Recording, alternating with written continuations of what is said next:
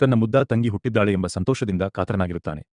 ಇನ್ನೂ ಕಾಯಲು ಸಾಧ್ಯವಾಗದೆ ಅವಳನ್ನು ಒಂದು ಸಲ ನೋಡಬೇಕೆಂಬ ಆಸೆಯಿಂದ ಅವನು ಯಾರಿಗೂ ತಿಳಿಯದಂತೆ ಶಿಶುಗಳ ಕೊಠಡಿಗೆ ನರ್ಸರಿ ನುಸುಳುತ್ತಾನೆ. ಆದರೆ ಅವನ ಈ ಪುಟ್ಟ ಸಾಹಸ ಅವನು ಊಹಿಸಿದಂತೆ ನಡೆಯುವುದಿಲ್ಲ. ಒಬ್ಬ ನರ್ಸ್ ಅವನನ್ನು ಗಮನಿಸಿ ತಕ್ಷಣ ಅಲ್ಲಿಂದ ಹೊರಗೆ ಹೋಗುವಂತೆ ಹೇಳುತ್ತಾಳೆ. ಗಾಬರಿಗೊಂಡ ಜುನ್ಶಿ ತನ್ನ ತಂಗಿಯ ಮಂಚದ ಮೇಲೆ ಹಾಕಿದ್ದ ಹೆಸರಿನ ಚೀಟಿಯನ್ನು ಮತ್ತು ಅದರ ಪಕ್ಕದಲ್ಲಿದ್ದ ಇನ್ನೊಂದು ಮಗುವಿನ ಹೆಸರಿನ ಚೀಟಿಯನ್ನು ತಪ್ಪಾಗಿ ಕೆಳಗೆ ಬೀಳಿಸುತ್ತಾನೆ. ನರ್ಸ್ ಯಾವುದೇ ಅನುಮಾನವಿಲ್ಲದೆ ಆ ಚೀಟಿಗಳನ್ನು ಮತ್ತೆ ಜಾಗಕ್ಕೆ ಹಾಕುತ್ತಾಳೆ. ಆದರೆ ಅವಳಿಗೆ ತಿಳಿಯದೆ ಆ ಎರಡೂ ಹೆಸರಿನ ಚೀಟಿಗಳು ಪರಸ್ಪರ ಬದಲಾಗಿರುತ್ತವೆ. ಅಷ್ಟೇ, ಸಂಪೂರ್ಣವಾಗಿ ವಿಭಿನ್ನ ಹಿನ್ನೆಲೆಯ ಎರಡು ಹೆಣ್ಣುಮಕ್ಕಳ ಜೀವನಗಳು ಯಾರಿಗೂ ತಿಳಿಯದಂತೆ ಪರಸ್ಪರ ಬದಲಾಗುತ್ತವೆ. ಅದೇ ಕ್ಷಣದಿಂದ ಅವರ ವಿಧಿಯು ಮೌನವಾಗಿ ಹೊಸ ದಿಕ್ಕಿನತ್ತ ಸಾಗಲು ಆರಂಭಿಸುತ್ತದೆ. ಇದೇ ಆಟಮ್ ಫೇರಿಟೇಲ್ ಚಿತ್ರದ ಕಥೆ. ವರ್ಷಗಳು ಕಳೆಯುತ್ತವೆ. ಜುನ್ಶಿ ಈಗ ಯುವಕನಾಗಿ ಬೆಳೆದಿರುತ್ತಾನೆ. ಅವನ ತಂಗಿ ಎಂದು ನಂಬಿರುವ ಯನ್ಶಿ ಕೂಡ ಅವನ ಜೊತೆಯೇ ಬೆಳೆದಿರುತ್ತಾಳೆ. ಅವನು ಪ್ರೀತಿ, ಮಮತೆ ಮತ್ತು ಕಾಳಜಿಯಿಂದ ತುಂಬಿದ ಕುಟುಂಬದಲ್ಲಿ ಬೆಳೆದಿರುತ್ತಾನೆ. ಅವನ ತಂದೆ ತಾಯಿಗಳು ತುಂಬಾ ಪ್ರೀತಿಯಿಂದ ಅವನನ್ನು ನೋಡಿಕೊಳ್ಳುತ್ತಾರೆ. ಅವರ ಕುಟುಂಬ ಸಮಾಜದಲ್ಲಿ ಗೌರವ ಪಡೆದಿರುವ ಯಾವುದೇ ಕೊರತೆಯಿಲ್ಲದ ಸುಖದ ಜೀವನವನ್ನು ನಡೆಸುತ್ತಿರುತ್ತದೆ. ಯನ್ಶಿಯೂ ಸಹ ಮೃದು ಸ್ವಭಾವದ, ಕರುಣಾಮಯ ಹೃದಯದ ಸುಂದರ ಯುವತಿಯಾಗಿ ಬೆಳೆಯುತ್ತಾಳೆ. ಅವಳ ಸೌಂದರ್ಯ ಮತ್ತು ಒಳ್ಳೆಯ ಗುಣಗಳಿಂದ ಎಲ್ಲರ ಮೆಚ್ಚುಗೆಗೆ ಪಾತ್ರಳಾಗಿರುತ್ತಾಳೆ. ಒಂದು ದಿನ ಕುಟುಂಬದವರೆಲ್ಲ ಸೇರಿ ಯನ್ಶಿಯ ಹುಟ್ಟುಹಬ್ಬವನ್ನು ಸಂತೋಷದಿಂದ ಆಚರಿಸುತ್ತಾರೆ. ಮನೆಯ ತುಂಬಾ ಸಂತೋಷ ಮತ್ತು ಆತ್ಮೀಯತೆಯ ವಾತಾವರಣ ಆವರಿಸಿರುತ್ತದೆ. ಆ ಸಂದರ್ಭದಲ್ಲಿ ಜುನ್ಶಿ ಅವಳಿಗೆ ವಿಶೇಷ ಉಡುಗೊರೆಯೊಂದನ್ನು ನೀಡುತ್ತಾನೆ. ಅದು 4 ಕಪ್ಗಳ ಸೆಟ್ ಆಗಿದ್ದು, ಪ್ರತಿಯೊಂದು ಕಪ್ ಮೇಲೂ ಅವರ ಕುಟುಂಬದ ಸದಸ್ಯರ ಪುಟ್ಟ ಮಿನಿಯೇಚರ್ ಚಿತ್ರಗಳನ್ನು ವಿನ್ಯಾಸಗೊಳಿಸಲಾಗಿರುತ್ತದೆ. ಉಡುಗೊರೆ ಇಷ್ಟವಾದರೂ ಯನ್ಶಿ ತಮಾಷೆಯಾಗಿ ಮುಖ ಊದಿಕೊಳ್ಳುತ್ತಾಳೆ. ಯಾಕೆಂದರೆ ತನ್ನ ಪುಟ್ಟ ಮೂರ್ತಿ ತಂದೆ ತಾಯಿಯಂತಿಲ್ಲ ಎಂದು ಅವಳು ಹೇಳುತ್ತಾಳೆ. ಆದರೂ ಕ್ಷಣಾರ್ಧದಲ್ಲೇ ಮನೆಯ ವಾತಾವರಣವನ್ನು ಮತ್ತೊಮ್ಮೆ ಖುಷಿಯಿಂದ ತುಂಬಿಸುತ್ತಾಳೆ. ಅವಳು ಪಿಯಾನೋ ನುಡಿಸಿ ತನ್ನ ಅದ್ಭುತ ಪ್ರತಿಭೆಯನ್ನು ತೋರಿಸುತ್ತಾಳೆ. ಈ ಸಂಗೀತದ ಪ್ರತಿಭೆ ಜುನ್ಶಿಗೂ ಇದೆ. ಅದೇ ಸಮಯದಲ್ಲಿ ಇನ್ನೊಂದು ಕಡೆ ಸಂಪೂರ್ಣ ವಿಭಿನ್ನ ಪರಿಸರದಲ್ಲಿ ಶಿನಾ ಎಂಬ ಮತ್ತೊಬ್ಬ ಹುಡುಗಿ ಕಠಿಣ ಜೀವನವನ್ನು ನಡೆಸುತ್ತಿರುತ್ತಾಳೆ. ಅವಳ ತಾಯಿ ಒಂದು ಚಿಕ್ಕ ತಿಂಡಿ ಅಂಗಡಿಯನ್ನೂ ನಡೆಸುತ್ತಾಳೆ. ಕೆಲಸದ ಒತ್ತಡದಿಂದ ಯಾವಾಗಲೂ ಬ್ಯುಸಿಯಾಗಿರುವ ಅವಳು ಸಹಾಯ ಮಾಡುತ್ತಿಲ್ಲ ಎಂದು ಶಿನ್ ಐಯನ್ನು ಆಗಾಗ ಬೈಯುತ್ತಿರುತ್ತಾಳೆ. ಶಿನ್ ಐಯ ಹುಟ್ಟುಹಬ್ಬದ ದಿನವೂ ಸಹ ದಿನನಿತ್ಯದ ಕಷ್ಟಗಳಲ್ಲಿ ಮುಳುಗಿದ್ದ ಅವಳ ತಾಯಿಗೆ ಆ ದಿನ ನೆನಪೇ ಇರುವುದಿಲ್ಲ. ಶಿನ್ ಐಗೆ ಯು ಚಾವೋ ಎಂಬ ಒಬ್ಬ ಅಣ್ಣನೂ ಇದ್ದಾನೆ. ಅವನು ಯಾವಾಗಲೂ ಅವಳೊಂದಿಗೆ ಕಠಿಣವಾಗಿ ವರ್ತಿಸುತ್ತಾನೆ. ಅಷ್ಟೇ ಅಲ್ಲ, ಆಗಾಗ ಅವಳಿಂದ ಹಣವನ್ನು ಕೇಳುತ್ತಿರುತ್ತಾನೆ. ವಿಧಿಯ ಆಟವೋ ಏನೋ, ಶಿನ್ ಐ ಕೂಡ ಯನ್ಶಿ ಓದುತ್ತಿರುವ ಅದೇ ಶಾಲೆಯಲ್ಲಿ ಓದುತ್ತಿರುತ್ತಾಳೆ. ಶಾಲೆಯಲ್ಲಿ ಯಾರಾದರೂ ಯನ್ಶಿಗೆ ತೊಂದರೆ ಕೊಟ್ಟರೆ ಜುನ್ಶಿ ಯಾವಾಗಲೂ ಅವಳ ಪರ ನಿಂತು ರಕ್ಷಿಸುತ್ತಾನೆ. ಇನ್ನೊಂದೆಡೆ ಶಿನ್ ಐ ಮಾತ್ರ ತನ್ನ ಅಣ್ಣ ಯು ಚಾವೋದ ಕಿರುಕುಳ ಮತ್ತು ಒತ್ತಡದ ನಡುವೆ ಇನ್ನಷ್ಟು ಕಷ್ಟದ ಜೀವನವನ್ನು ಎದುರಿಸುತ್ತಿರುತ್ತಾಳೆ. ಇದನ್ನು ಗಮನಿಸಿದ ಯನ್ಶಿ ಕ್ಷಣವು ಯೋಚಿಸದೆ ಮಧ್ಯೆ ಪ್ರವೇಶಿಸುತ್ತಾಳೆ. ತನ್ನ ಖರ್ಚಿನ ಹಣವನ್ನೇ ಯು ಚಾವೋಗೆ ನೀಡಿ ಇನ್ನು ಮುಂದೆ ಶಿನ್ ಐಗೆ ತೊಂದರೆ ಕೊಡಬೇಡ ಎಂದು ಹೇಳುತ್ತಾಳೆ. ಆದರೆ ಶಿನ್ ಐ ಅದಕ್ಕಾಗಿ ಕೃತಜ್ಞಳಾಗುವುದಿಲ್ಲ. ಬದಲಿಗೆ ಯನ್ಶಿ ಎಲ್ಲರ ಮುಂದೆ ಒಳ್ಳೆಯವಳಂತೆ ಕಾಣಿಸಿಕೊಳ್ಳಲು ಮಾತ್ರ ಹೀಗೆ ಮಾಡುತ್ತಿದ್ದಾಳೆ ಎಂದು ಭಾವಿಸಿ ಬೇಸರದಿಂದ ಅಲ್ಲಿಂದ ಹೊರಟು ಹೋಗುತ್ತಾಳೆ. ಆ ದಿನ ಸಂಜೆ ಜುನ್ಶಿ ಮತ್ತು ಯನ್ಶಿ ತಮ್ಮ ಸೈಕಲ್ನಲ್ಲಿ ಮನೆಗೆ ಹಿಂದಿರುಗುತ್ತಿರುತ್ತಾರೆ. ಆ ವೇಳೆ ಜುನ್ಶಿ ಯನ್ಶಿಯ ನೆಚ್ಚಿನ ಗಾಯಕನ ಲಿಮಿಟೆಡ್ ಎಡಿಷನ್ ಸಂಗೀತ ಆಲ್ಬಮ್ ಅನ್ನು ಅವಳಿಗೆ ತೋರಿಸುತ್ತಾನೆ. ಅದನ್ನು ನೋಡಿ ಖುಷಿಯಿಂದ ಯನ್ಶಿ ಅವನ ಹಿಂದೆ ವೇಗವಾಗಿ ಸೈಕಲ್ ಓಡಿಸುತ್ತಾಳೆ. ಆದರೆ ಒಂದು ರಸ್ತೆ ಜಂಕ್ಷನ್ ಬಳಿ ಅವಳ ನಿಯಂತ್ರಣ ತಪ್ಪುತ್ತದೆ ಮತ್ತು ಭೀಕರ ಅಪಘಾತ ಸಂಭವಿಸುತ್ತದೆ. ತಕ್ಷಣವೇ ಅವಳನ್ನು ಆಸ್ಪತ್ರೆಗೆ ಕರೆದೊಯ್ಯಲಾಗುತ್ತದೆ. ಶಸ್ತ್ರಚಿಕಿತ್ಸೆ ನಡೆಯುತ್ತಿರುವಾಗ ವೈದ್ಯರಿಗೆ ಒಂದು ಆಶ್ಚರ್ಯಕರ ಸಂಗತಿ ಗೊತ್ತಾಗುತ್ತದೆ. ಯನ್ಶಿಯ ರಕ್ತದ ಗುಂಪು ಜುನ್ಶಿಯದ್ದಕ್ಕೂ ಅಥವಾ ಅವರ ತಂದೆ ತಾಯಿಯದ್ದಕ್ಕೂ ಹೊಂದಿಕೆಯಾಗುವುದಿಲ್ಲ. ಈ ವಿಷಯ ತಿಳಿದ ನಂತರ ಅವಳ ತಂದೆ ತಾಯಿಗಳು ಆಸ್ಪತ್ರೆಯ ಜನನ ದಾಖಲೆಗಳನ್ನು ಮತ್ತೊಮ್ಮೆ ಪರಿಶೀಲಿಸುತ್ತಾರೆ. ಅಲ್ಲಿಯೇ ಹಲವು ವರ್ಷಗಳಿಂದ ಮರೆಮಾಚಿದ್ದ ಸತ್ಯ ಹೊರಬರುತ್ತದೆ. ಯನ್ಶಿ ಅವರ ಸ್ವಂತ ಮಗಳೇ ಅಲ್ಲ.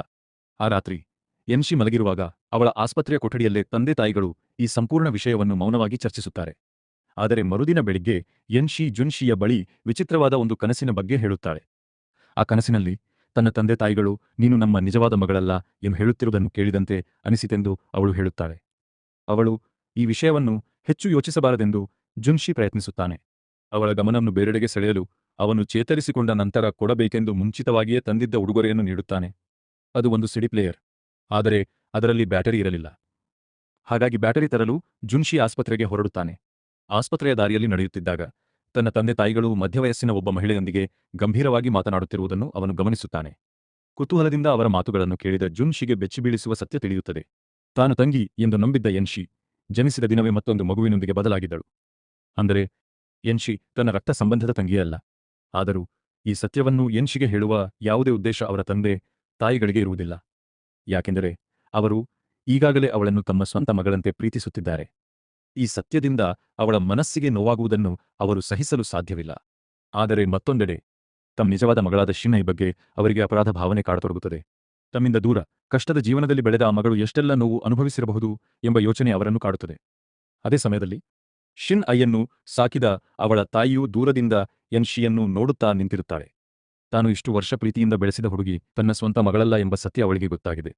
ಮತ್ತು ತಾನು ಹೆತ್ತ ಮಗಳು ಸಂಪೂರ್ಣ ಬೇರೆ ಲೋಕದಲ್ಲಿ ತನ್ನಿಂದ ಎಂದಿಗೂ ತಲುಪಲಾಗದಂತಹ ಜೀವನವನ್ನು ನಡೆಸುತ್ತಿದ್ದಾಳೆ ಎಂಬ ನೋವು ಅವಳನ್ನು ಕಾಡುತ್ತದೆ. ಕೆಲವು ದಿನಗಳ ನಂತರ ಎನ್ಶಿ ಸಂಪೂರ್ಣವಾಗಿ ಚೇತರಿಸಿಕೊಂಡು ಮನೆಗೆ ಮರಳುತ್ತಾಳೆ. ಮತ್ತೊಮ್ಮೆ ಮನೆಯ ಜೀವನ ಸಹಜ ಸ್ಥಿತಿಗೆ ಮರಳಿದಂತಾಗುತ್ತದೆ. ಪ್ರೀತಿ, ಕಾಳಜಿ ಮತ್ತು ಸಂತೋಷದಿಂದ ತುಂಬಿದ ದಿನಗಳು ಮತ್ತೆ ಆರಂಭವಾಗುತ್ತವೆ. ಆದರೆ ಆ ನೆಮ್ಮದಿ ಹೆಚ್ಚು ದಿನ ಉಳಿಯುವುದಿಲ್ಲ. ಒಂದು ದಿನ ಶಿನೈ ತನ್ನ ಜನನದ ದಾಖಲೆಗಳನ್ನು ಹಿಡಿದು ನೇರವಾಗಿ ಜುನ್ ಶಿಯ ಮನೆಗೆ ಬರುತ್ತಾಳೆ. ಇಲ್ಲಿಯವರೆಗೆ ಮರೆಮಾಚಿದ್ದ ಸತ್ಯ ಎಲ್ಲರ ಮುಂದೆಯೇ ಬಹಿರಂಗವಾಗುತ್ತದೆ. ಜುನ್ ಶಿಯ ತಂದೆ ತಾಯಿಗಳ ನಿಜವಾದ ಮಗಳು ಶಿನೈ ಎಂಬುದು ಈಗ ಎಲ್ಲರಿಗೂ ತಿಳಿಯುತ್ತದೆ. ಶಿನೈ ತನ್ನ ಮನಸ್ಸಿನಲ್ಲಿದ್ದ ನೋವನ್ನು ಹೊರಹಾಕುತ್ತಾಳೆ. ಅವಳ ದೃಷ್ಟಿಯಲ್ಲಿ ತನ್ನ ತಂದೆ ತಾಯಿಗಳು ತಮ್ಮ ನಿಜವಾದ ಮಗಳನ್ನು ಬಿಟ್ಟು ಎನ್ಶಿಯನ್ನು ಆಯ್ಕೆ ಮಾಡಿಕೊಂಡಿದ್ದಾರೆ. ತಾನು ಅನುಭವಿಸಿದ ಕಷ್ಟದ ಬದುಕಿನ ಬಗ್ಗೆ ಅವಳು ಹೇಳುತ್ತಾಳೆ. ತಾಯಿಯ ಬೈಗುಳ, ಅಣ್ಣನ ಕಿರುಕುಳ, ಬಡತನ ಇವೆಲ್ಲವೂ ತನ್ನ ಜೀವನದ ಭಾಗವಾಗಿತ್ತು ಎಂದು ಅವಳು ಕಣ್ಣೀರಿಂದ ಹೇಳುತ್ತಾಳೆ. ಎನ್ಶಿ ಇಷ್ಟು ವರ್ಷ ಅನುಭವಿಸಿದ ಪ್ರತಿಯೊಂದು ಸಂತೋಷವೂ ನಿಜವಾಗಿ ತನ್ನದಾಗಿರಬೇಕಿತ್ತು ಎಂದು ಅವಳು ಭಾವಿಸುತ್ತಾಳೆ. ಇದನ್ನು ಕೇಳಿದ ಜುನ್ಶಿಗೆ ಕೋಪ ಉಕ್ಕಿ ಬರುತ್ತದೆ. ಅವನು ಶಿನ್ ಐಯನ್ನು ಅಲ್ಲಿಂದ ಹೊರಹೋಗುವಂತೆ ಹೇಳುತ್ತಾನೆ. ಆದರೆ ಪರಿಸ್ಥಿತಿ ಶಾಂತವಾಗುವ ಬದಲು ಮತ್ತಷ್ಟು ಗಂಭೀರವಾಗುತ್ತದೆ.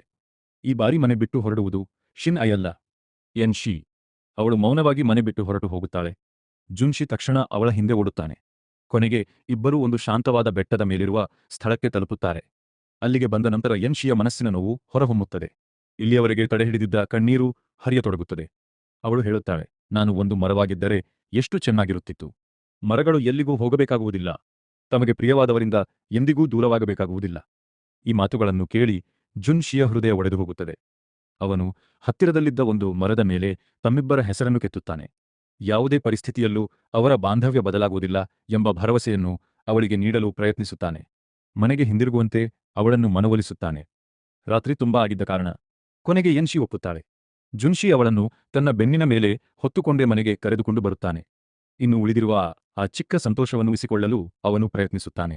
ಆದರೆ ಮರುದಿನ ಬೆಳಿಗ್ಗೆ ಎಲ್ಲವೂ ಮತ್ತೆ ಬದಲಾಗುತ್ತದೆ. ಎನ್ಶಿ ಒಂದು ದೊಡ್ಡ ನಿರ್ಧಾರ ತೆಗೆದುಕೊಳ್ಳುತ್ತಾಳೆ. ಯಾರಿಗೂ ವಿದಾಯ ಹೇಳದೆ, ಜುನ್ಶಿ ಮತ್ತು ಅವನ ತಂದೆ ತಾಯಿಗಳನ್ನು ಎದುರಿಸುವ ಧೈರ್ಯವಾಗದೆ, ಬೆಳಗಿನ ಜಾವವೇ ಮೌನವಾಗಿ ಮನೆ ಬಿಟ್ಟು ಹೊರಟು ಹೋಗುತ್ತಾಳೆ. ತನ್ನ ನಿಜವಾದ ತಾಯಿಯನ್ನು ಹುಡುಕಿಕೊಂಡು ಹೊಸ ಜೀವನ ಆರಂಭಿಸಬೇಕೆಂದು ಅವಳು ನಿರ್ಧರಿಸುತ್ತಾಳೆ. ಆದರೆ ಅಲ್ಲಿ ಅವಳನ್ನು ಎದುರು ನೋಡುತ್ತಿದ್ದ ವಾಸ್ತವ ಅವಳು ಊಹಿಸಿದ್ದಕ್ಕಿಂತ ಸಂಪೂರ್ಣ ಭಿನ್ನವಾಗಿರುತ್ತದೆ. ಅವಳ ನಿಜವಾದ ತಾಯಿ ಅವಳನ್ನು ತನ್ನಿಂದ ದೂರವಿರಲು ಹೇಳುತ್ತಾಳೆ. ನನ್ನ ಜೊತೆಗೆ ಇದ್ದರೆ ನಿನಗೆ ಸಿಗುವುದು ಕೇವಲ ಕಷ್ಟ ಮಾತ್ರ ಎಂದು ಎಚ್ಚರಿಸುತ್ತಾಳೆ. ಸ್ವಲ್ಪ ಸಮಯದ ನಂತರ ಜುನ್ಶಿಯ ತಾಯಿಗೆ ಎನ್ಶಿ ಮನೆ ಬಿಟ್ಟು ಹೋಗಿರುವುದು ತಿಳಿಯುತ್ತದೆ. ಅವರು ತಕ್ಷಣ ಅವಳನ್ನು ಹುಡುಕಲು ಹೊರಡುತ್ತಾರೆ. ಅವಳನ್ನು ಮತ್ತೆ ಮನೆಗೆ ಕರೆತರಲು ಒಂದು ಪರಿಹಾರವನ್ನು ಹೇಳುತ್ತಾರೆ. ತಮ್ಮ ಕುಟುಂಬ ಅಮೆರಿಕಕ್ಕೆ ಹೋಗುವ ಯೋಜನೆಯಲ್ಲಿದೆ ಎಂದು ತಿಳಿಸುತ್ತಾರೆ. ಅಲ್ಲಿ ಎನ್ಶಿ ಮತ್ತು ಶಿನ್ ಐ ಇಬ್ಬರನ್ನೂ ಒಂದೇ ಕುಟುಂಬವಾಗಿ ಬೆಳೆಸುವುದಾಗಿ ಭರವಸೆ ನೀಡುತ್ತಾರೆ. ಆದರೆ ಎನ್ಶಿ ಆ ಪ್ರಸ್ತಾವನೆಯನ್ನು ನಿರಾಕರಿಸುತ್ತಾಳೆ. ಕಷ್ಟದ ಜೀವನವಾದರೂ ಪರವಾಗಿಲ್ಲ, ತನ್ನ ಜೈವಿಕ ತಾಯಿಯೊಂದಿಗೆ ಉಳಿಯಲು ಅವಳು ನಿರ್ಧರಿಸುತ್ತಾಳೆ. ಕೊನೆಗೆ ಜುನ್ಶಿಯ ಕುಟುಂಬ ಅಮೆರಿಕಕ್ಕೆ ಹೊರಡುತ್ತದೆ. ಈ ಬಾರಿ ಎನ್ಶಿ ಇಲ್ಲದೆ ಹಲವು ವರ್ಷಗಳು ಕಳೆಯುತ್ತವೆ. ಜುನ್ಶಿ ಈಗ ಸಂಪೂರ್ಣವಾಗಿ ದೊಡ್ಡವನಾಗಿದ್ದಾನೆ. ತನ್ನ ಪ್ರೀತಿಯ ತಂಗಿಯನ್ನು ಮತ್ತೊಮ್ಮೆ ಹುಡುಕಬೇಕೆಂಬ ದೃಢ ನಿರ್ಧಾರದಿಂದ ಅವನು ಚೀನಾಕ್ಕೆ ಮರಳುತ್ತಾನೆ. ಮೊದಲು ಎನ್ಶಿಯ ತಾಯಿ ಹಿಂದೆ ವಾಸಿಸುತ್ತಿದ್ದ ಪ್ರದೇಶಕ್ಕೆ ಹೋಗುತ್ತಾನೆ. ಆದರೆ ಅಲ್ಲಿ ತಲುಪಿದಾಗ ಅವರು ಹಲವು ವರ್ಷಗಳ ಹಿಂದೆಯೇ ಆ ಮನೆ ಬಿಟ್ಟು ಬೇರೆಡೆ ಹೋಗಿರುವುದನ್ನು ತಿಳಿದುಕೊಳ್ಳುತ್ತಾನೆ. ಇನ್ನೊಂದೆಡೆ ಎನ್ಶಿ ಈಗ ಸುಂದರ ಹಾಗೂ ಪರಿಶ್ರಮಿ ಯುವತಿಯಾಗಿ ಬೆಳೆದಿದ್ದಾಳೆ. ಅವಳು ಆಸ್ಪತ್ರೆಯಲ್ಲಿ ನರ್ಸ್ ಆಗಿ ಕೆಲಸ ಮಾಡುತ್ತಾಳೆ.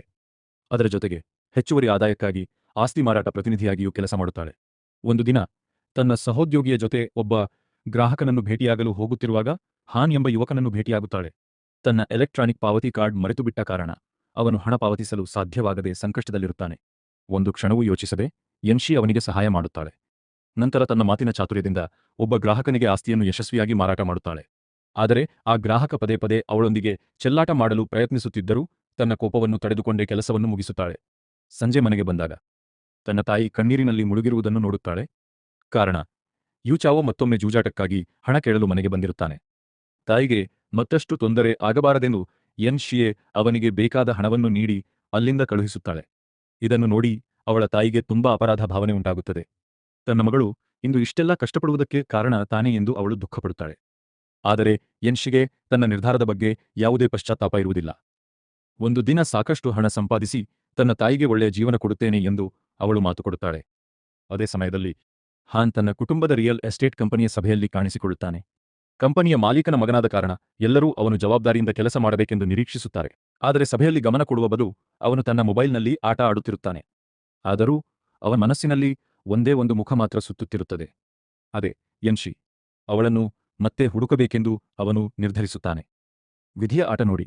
ಹಾನ್ ಅಮೆರಿಕದಲ್ಲಿದ್ದ ಸಮಯದಲ್ಲಿ ಜುನ್ಶಿಯ ಆಪ್ತ ಸ್ನೇಹಿತನಾಗಿದ್ದಾನೆ. ಜುನ್ಶಿ ಚೀನಾಕ್ಕೆ ಮರಳಿದ್ದಾನೆ ಎಂಬ ಸುದ್ದಿ ಕೇಳಿ ಅವನಿಗೆ ತುಂಬಾ ಸಂತೋಷವಾಗುತ್ತದೆ.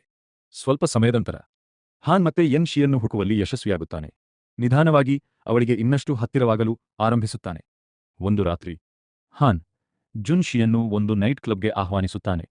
ಅದೇ ವೇಳೆ ಯನ್ಶಿಯನ್ನು ಅವಳ ಸ್ನೇಹಿತೆಯ ಜೊತೆ ಕರೆತರುತ್ತಾನೆ. ಅಲ್ಲಿದ್ದಾಗ ಒಬ್ಬ ವೇಟ್ರೆಸ್ ಸಂಕಷ್ಟದಲ್ಲಿರುವುದನ್ನು ಕಂಡ ಯನ್ಶಿ ಯಾವುದೇ ಹಿಂಜರಿಕೆ ಇಲ್ಲದೆ ಅವಳಿಗೆ ಸಹಾಯ ಮಾಡುತ್ತಾಳೆ. ಅವಳ ದಯೆ ಮತ್ತು ಒಳ್ಳೆಯ ಮನಸ್ಸನ್ನು ನೋಡಿ ಹಾನ್ ಮತ್ತಷ್ಟು ಮೆಚ್ಚಿಕೊಳ್ಳುತ್ತಾನೆ. ಸ್ವಲ್ಪ ಹೊತ್ತಿನ ನಂತರ ಹಾನ್ ಪಿಯಾನೋ ಮುಂದೆ ಕುಳಿತು ಒಂದು ಹಾಡನ್ನು ನುಡಿಸುತ್ತಾನೆ.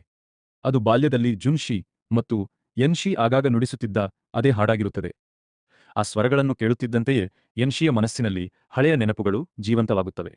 ಭಾವನೆಗಳನ್ನು ತಡೆಯಲಾಗದೆ ಅವಳು ಹಾನ್ನ ಕಡೆಗೆ ನಡೆಯುತ್ತಾಳೆ. ಆದರೆ ಹಾನ್ ತನ್ನ ಪ್ರೀತಿಯನ್ನು ವ್ಯಕ್ತಪಡಿಸಲು ಪ್ರಯತ್ನಿಸಿದ ಕ್ಷಣವೇ ಯನ್ಶಿ ಅಲ್ಲಿಂದ ಮೌನವಾಗಿ ಹೊರಟು ಹೋಗುತ್ತಾಳೆ. ಕೆಲವು ದಿನಗಳ ನಂತರ ಯನ್ಶಿ ತಾನು ಮತ್ತು ಜುನ್ಶಿ ಒಮ್ಮೆ ತಮ್ಮ ಹೆಸರನ್ನು ಕೆತ್ತಿದ್ದ ಆ ಬೆಟ್ಟದ ಮೇಲಿನ ಮರದ ಬಳಿ ಬರುತ್ತಾಳೆ. ಇಂದಿಗೂ ಜುನ್ಶಿ ಕೊಟ್ಟಿದ್ದ ಸಿಡಿ ಪ್ಲೇಯರ್ ಅನ್ನು ಅವಳು ಬಹಳ ಜಾಗರೂಕತೆಯಿಂದ ಇಟ್ಟುಕೊಂಡಿದ್ದಾಳೆ. ಅದು ಅವಳಿಗೆ ಅವರ ಹಳೆಯ ನೆನಪುಗಳ ಸಂಕೇತವಾಗಿದೆ. ಇಷ್ಟೊಂದು ವರ್ಷಗಳಾದರೂ ಜುನ್ಶಿಯನ್ನು, ಒಮ್ಮೆ ತನ್ನ ಕುಟುಂಬವಾಗಿದ್ದ ಆ ಜನನ್ನು ಅವಳು ಇನ್ನೂ ಮರೆಯಲು ಸಾಧ್ಯವಾಗಿಲ್ಲ. ಅವರ ನೆನಪು ಅವಳ ಮನಸ್ಸನ್ನು ಪ್ರತಿದಿನ ಕಾಡುತ್ತಲೇ ಇರುತ್ತದೆ. ಆದರೆ ವಾಸ್ತವ ಜೀವನ ಅವಳನ್ನು ಮತ್ತೆ ಎಚ್ಚರಿಸುತ್ತದೆ. ಆ ಲೋಕ ಈಗ ತನ್ನದಾಗಿಲ್ಲ ಎಂಬ ಸತ್ಯವನ್ನು ಅವಳು ಒಪ್ಪಿಕೊಳ್ಳುತ್ತಾಳೆ. ಈಗ ತನ್ನ ಕುಟುಂಬಕ್ಕಾಗಿ ದುಡಿಯುವುದೇ ಅವಳ ಬದುಕಿನ ಗುರಿಯಾಗಿದೆ. ನರ್ಸ್ ಕೆಲಸ, ರಿಯಲ್ ಎಸ್ಟೇಟ್ ಕೆಲಸ ಇವುಗಳಿಂದ ಮಾತ್ರ ಸಾಕಾಗುವುದಿಲ್ಲ. ಹೆಚ್ಚುವರಿ ಹಣಕ್ಕಾಗಿ ವೇಟ್ರೆಸ್ ಆಗಿಯೂ ಕೆಲಸ ಮಾಡಲು ಅವಳು ಆರಂಭಿಸುತ್ತಾಳೆ. ಒಂದು ದಿನ ವೇಟ್ರೆಸ್ ಆಗಿ ಕೆಲಸ ಮಾಡುತ್ತಿದ್ದಾಗ ಹಾನ್ನ ಒಬ್ಬ ಸ್ನೇಹಿತ ಅವಳ ಉದ್ಯೋಗವನ್ನು ನೋಡಿ ಅವಳನ್ನು ಕೀಳಾಗಿ ಕಾಣಲು ಪ್ರಯತ್ನಿಸುತ್ತಾನೆ. ಅದನ್ನು ಕಂಡ ಹಾನ್ ಮೊದಲ ಬಾರಿಗೆ ಯನ್ಶಿಯ ನಿಜವಾದ ವ್ಯಕ್ತಿತ್ವವನ್ನು ಸಂಪೂರ್ಣವಾಗಿ ಅರ್ಥಮಾಡಿಕೊಳ್ಳುತ್ತಾನೆ. ಅವಳು ನಿಜವಾಗಿಯೂ ಒಳ್ಳೆಯ ಮನಸ್ಸಿನ ಮತ್ತು ಪ್ರಾಮಾಣಿಕ ಹುಡುಗಿ ಎಂಬುದು ಅವನಿಗೆ ಸ್ಪಷ್ಟವಾಗುತ್ತದೆ. ನಂತರ ತಾನು ಹಿಂದೆ ಅವಳೊಂದಿಗೆ ವರ್ತಿಸಿದ ರೀತಿಗೆ ಕ್ಷಮೆ ಕೇಳಲು ಪ್ರಯತ್ನಿಸುತ್ತಾನೆ. ಆದರೆ ಯನ್ಶಿ ಅವನನ್ನು ಸಂಪೂರ್ಣವಾಗಿ ನಿರ್ಲಕ್ಷಿಸುತ್ತಾಳೆ. ಸ್ವಲ್ಪ ದಿನಗಳ ನಂತರ ತನ್ನ ಕೆಟ್ಟುಹೋದ ಸಿಡಿ ಪ್ಲೇಯರ್ ಸರಿಪಡಿಸಿಕೊಳ್ಳಲು ಯನ್ಶಿ ರಸ್ತೆ ಬದಿಯ ಒಂದು ಸಣ್ಣ ರಿಪೇರಿ ಅಂಗಡಿಗೆ ಬರ್ತಾಳೆ. ಅದೇ ಸಮಯದಲ್ಲಿ ಜುನ್ಶಿಯು ತನ್ನ ಬಳಿಯಿದ್ದ ಅದೇ ಮಾದರಿಯ ಸಾಧನವನ್ನು ತೆಗೆದುಕೊಂಡು ಅಲ್ಲಿಗೆ ಬರುತ್ತಾನೆ. ಅಂಗಡಿಯಲ್ಲಿ ಇದ್ದ ಸಿಡಿ ಪ್ಲೇಯರ್ ಅನ್ನು ನೋಡಿದ ಕ್ಷಣವೇ ಅದು ಯನ್ಶಿಯದ್ದೇ ಎಂದು ಅವನು ತಕ್ಷಣ ಗುರುತಿಸುತ್ತಾನೆ. ಒಂದು ಕ್ಷಣವೂ ತಡಮಾಡದೆ ಅವಳನ್ನು ಹಿಡಿಯುವ ಆಶೆಯಿಂದ ಹೊರಗೆ ಓಡಿ ಬರುತ್ತಾನೆ. ಮತ್ತು ಇಷ್ಟೆಲ್ಲ ವರ್ಷಗಳ ನಂತರ ಕೊನೆಗೂ ಅವರಿಬ್ಬರೂ ಮತ್ತೆ ಮುಖಾಮುಖಿಯಾಗುತ್ತಾರೆ. ಇಬ್ಬರೂ ಒಂದು ಕಾಫಿ ಅಂಗಡಿಯಲ್ಲಿ ಕುಳಿತು ಮಾತನಾಡಲು ಆರಂಭಿಸುತ್ತಾರೆ. ಆದರೆ ಅವರ ನಡುವಿನ ವಾತಾವರಣ ಮೊದಲಿನಂತಿಲ್ಲ. ಯನ್ಶಿ ತನ್ನ ಮನಸ್ಸಿನ ಬಾಗಿಲನ್ನು ಸಂಪೂರ್ಣವಾಗಿ ಮುಚ್ಚಿಕೊಂಡಿದ್ದಾಳೆ. ಅವಳು ಜುನ್ಶಿಯೊಂದಿಗೆ ತುಂಬಾ ತಣ್ಣನೆಯ ರೀತಿಯಲ್ಲಿ ವರ್ತಿಸುತ್ತಾಳೆ. ಆ ರಾತ್ರಿ ಇಷ್ಟು ವರ್ಷಗಳಿಂದ ಮನಸ್ಸಿನೊಳಗೆ ಅಡಗಿಸಿಕೊಂಡಿದ್ದ ನೋವನ್ನು ತಡೆಯಲಾಗದೆ ಯನ್ಶಿ ಒಬ್ಬಳೇ ಹೊರಗೆ ಹೋಗಿ ಮದ್ಯಪಾನ ಮಾಡುತ್ತಾಳೆ. ಸ್ವಲ್ಪ ದೂರದಲ್ಲಿ ನಿಂತಿದ್ದ ಜುನ್ಶಿ ಯಾರಿಗೂ ತಿಳಿಯದಂತೆ ಅವಳ ಮೇಲೆ ಕಣ್ಣಿಟ್ಟಿರುತ್ತಾನೆ. ಮದ್ಯದ ಅಮಲಿನಲ್ಲಿ ಇಷ್ಟು ವರ್ಷಗಳಿಂದ ಒತ್ತಿ ಹಿಡಿದಿದ್ದ ಎಲ್ಲಾ ಭಾವನೆಗಳು ಹೊರಡಲು ಆರಂಭಿಸುತ್ತವೆ. ಅವಳ ಕೋಪ, ಅವಳ ನೋವು, ಅವಳ ಏಕಾಂತ ಎಲ್ಲವೂ ಕಣ್ಣೀರಿನ ರೂಪದಲ್ಲಿ ಹೊರಹೊಮ್ಮುತ್ತವೆ. ಕೊನೆಗೆ ಪ್ರಜ್ಞೆ ತಪ್ಪಿ ಬೀಳುತ್ತಾಳೆ. ಜುನ್ಶಿ ಅವಳನ್ನು ಎತ್ತಿಕೊಂಡು ತಮ್ಮ ಹಳೆಯ ಮನೆಗೆ ಕರೆದುಕೊಂಡು ಹೋಗುತ್ತಾನೆ. ಮರುದಿನ ಬೆಳಿಗ್ಗೆ ಅವನು ಯನ್ಶಿಯನ್ನು ಸಮುದ್ರ ತೀರದಲ್ಲಿರುವ ಒಂದು ಪುಟ್ಟ ಮರದ ಮನೆಯನ್ನು ತೋರಿಸಲು ಕರೆದುಕೊಂಡು ಹೋಗುತ್ತಾನೆ. ಆ ಮನೆಯೊಳಗೆ ಕಾಲಿಟ್ಟ ಕ್ಷಣವೇ ಯನ್ಶಿ ಭಾವುಕರಾಗುತ್ತಾಳೆ. ಯಾಕೆಂದರೆ ಅಲ್ಲಿ ಅವರ ಬಾಲ್ಯದ ನೆನಪುಗಳನ್ನು ನೆನಪಿಸುವ ಅನೇಕ ವಸ್ತುಗಳಿರ್ತವೆ. ಅಷ್ಟೇ ಅಲ್ಲ, ತಾವು ದೂರವಾಗಿದ್ದ ಪ್ರತಿಯೊಂದು ವರ್ಷದ ಅವಳ ಹುಟ್ಟುಹಬ್ಬಕ್ಕೂ ಜುನ್ಶಿ ಖರೀದಿಸಿದ್ದ ಉಡುಗೊರೆಗಳನ್ನು ಅವನು ಅಲ್ಲಿ ಜೋಪಾನವಾಗಿ ಇಟ್ಟುಕೊಂಡಿರುತ್ತಾನೆ. ಒಂದು ವರ್ಷವೂ ಅವಳನ್ನು ಮರೆತಿರಲಿಲ್ಲ ಎಂಬ ಸತ್ಯವನ್ನು ನೋಡಿ ಯನ್ಶಿಯ ಕಣ್ಣಲ್ಲಿ ಸಂತೋಷದ ಕಣ್ಣೀರು ತುಂಬಿಕೊಳ್ಳುತ್ತದೆ. ಇಷ್ಟು ವರ್ಷಗಳ ನಂತರ ತಾನು ಯಾರಿಂದಲೂ ಮರೆಯಲ್ಪಟ್ಟಿರಲಿಲ್ಲ ಎಂಬ ಭಾವನೆ ಮೊದಲ ಬಾರಿಗೆ ಅವಳ ಮನಸ್ಸಿಗೆ ನೆಮ್ಮದಿಯನ್ನು ನೀಡುತ್ತದೆ. ದಿನಗಳು ಕಳೆಯುತ್ತವೆ. ಇಬ್ಬರೂ ಮತ್ತೆ ಒಟ್ಟಿಗೆ ಹೆಚ್ಚು ಸಮಯ ಕಳೆಯಲು ಆರಂಭಿಸುತ್ತಾರೆ. ಸಾಮಾನ್ಯವಾಗಿ ನಡೆಯುವುದು, ಒಟ್ಟಿಗೆ ಊಟ ಮಾಡುವುದು, ಹಳೆಯ ನೆನಪುಗಳನ್ನು ಹಂಚಿಕೊಳ್ಳುವುದು, ಇಂತಹ ಸಣ್ಣ ಸಣ್ಣ ಕ್ಷಣಗಳು ಅವರಿಬ್ಬರನ್ನು ಮತ್ತೆ ಹತ್ತಿರ ತರುತ್ತವೆ. ಅವರಿಗೆ ಅರಿವಾಗದೆಯೇ ಅವರ ನಡುವಿನ ಬಾಂಧವ್ಯ ನಿಧಾನವಾಗಿ ಬದಲಾಗತೊಡಗುತ್ತದೆ. ಒಮ್ಮೆ ಅಣ್ಣ ತಂಗಿಯಂತೆ ಇದ್ದ ಸಂಬಂಧ ಈಗ ಪ್ರೀತಿಯಾಗಿ ಬೆಳೆಯತೊಡಗುತ್ತದೆ. ಆದರೆ ಈ ಪ್ರೀತಿಯ ದಾರಿ ಅಷ್ಟು ಸುಲಭವಾಗಿರುವುದಿಲ್ಲ.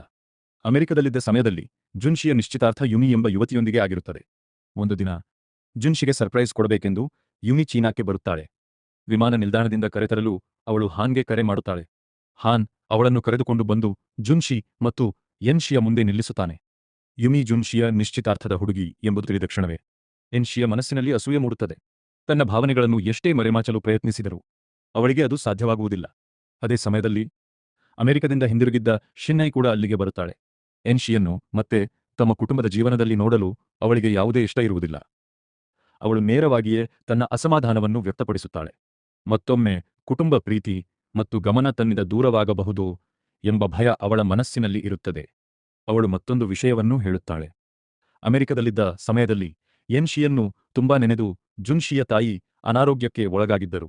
ಈಗಷ್ಟೇ ಅವರು ಚೇತರಿಸಿಕೊಂಡಿದ್ದಾರೆ ಎಂದು ತಿಳಿಸುತ್ತಾಳೆ. ಇದರ ಜೊತೆಗೆ ಶಿನೈ ಹಿಂದೆ ಹಾನ್ ಜೊತೆ ಪ್ರೀತಿಯ ಸಂಬಂಧದಲ್ಲಿದ್ದಳು ಎಂಬ ಸಂಗತಿಯೂ ತಿಳಿಯುತ್ತದೆ. ಇಂದಿಗೂ ಅವಳು ಹಾನ್ನನ್ನು ಮರಳಿ ಪಡೆಯಲು ಬಯಸುತ್ತಾಳೆ. ಆದರೆ ಹಾನ್ನ ಮನಸ್ಸು ಈಗ ಸಂಪೂರ್ಣವಾಗಿ ಬದಲಾಗಿದೆ. ಅವನ ಕಣ್ಣುಗಳಲ್ಲಿ ಈಗ ಒಬ್ಬಳೇ ಹುಡುಗಿ ಇದ್ದಾಳೆ. ಅವಳು ಎನ್ಶಿ. ಅವಳಿಗಾಗಿ ಅವನು ಆಗಾಗ ಆಸ್ಪತ್ರೆಗೆ ಹೋಗುತ್ತಾನೆ. ಅವಳಿಗೆ ಊಟ ತೆಗೆದುಕೊಂಡು ಹೋಗುತ್ತಾನೆ.